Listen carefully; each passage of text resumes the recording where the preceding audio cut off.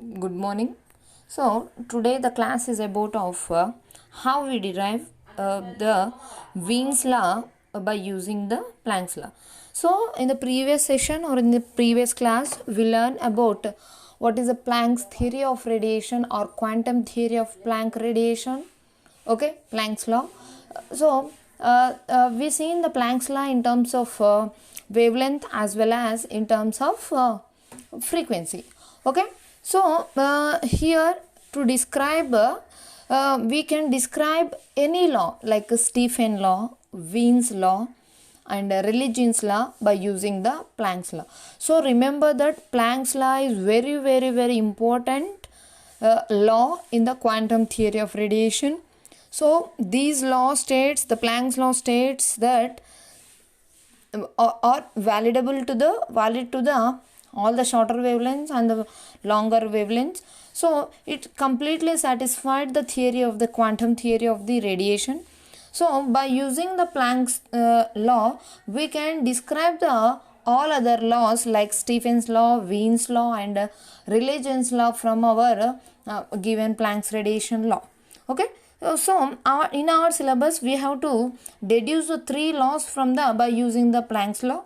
So we have a statement of Planck's law. Okay, we have the expression for the Planck's law in terms of wavelength is E lambda d lambda is equal to 8 pi hc by lambda power 5 into e to the power of hc by lambda kt minus 1 into d lambda.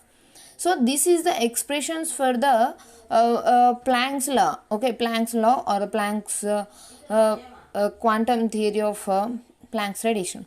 Okay, so this is the law, Planck's law of particular wavelength lambda. So from this we have to deduce Wien's law. Okay, from this Planck's law. So we know that the Wien's law is the product of the corresponding wavelength to the maximum radiant energy at a particular temperature as a T is equal to constant, then therefore lambda T is equal to constant. This is Wien's law. Then as the Wien's law is applicable to shorter wavelengths only, I already mentioned this statement in the previous classes only. Okay, suppose let us assume that the value of lambda T is very far less than 1. Let us assume that the lambda T is less than the value of 1. Okay. Now, if lambda T is less than value of 1, then the total term, the exponential term hc by lambda kt is greater than 1. Okay. If lambda T is less than 1, so why we are showing the greater than symbol? Here lambda is and T is in denominator. Okay, as it is in the numerator, it is less than 1. So we are using in the denominator, then it will be greater than 1.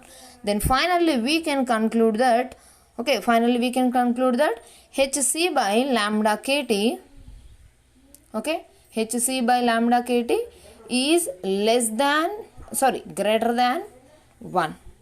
Then the exponential term of hc by lambda kt is also greater than 1. Then if e power hc by lambda kt minus 1 is similarly or simultaneously is equal to e power hc by lambda kt. Now substitute hc e to the power of hc by lambda kt minus 1 is equal to e to the power of hc by lambda kt in terms of equation 1. If we substitute in equation 1, what we get?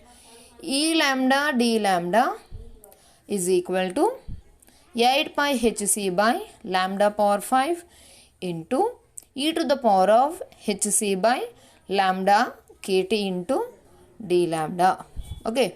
Now E lambda d lambda is equal to here 8 pi hc. We can also write lambda power 5 into the numerator as lambda power minus 5, then e to the power of hc by kt in the numerator as e to the power of minus hc by kt into d lambda.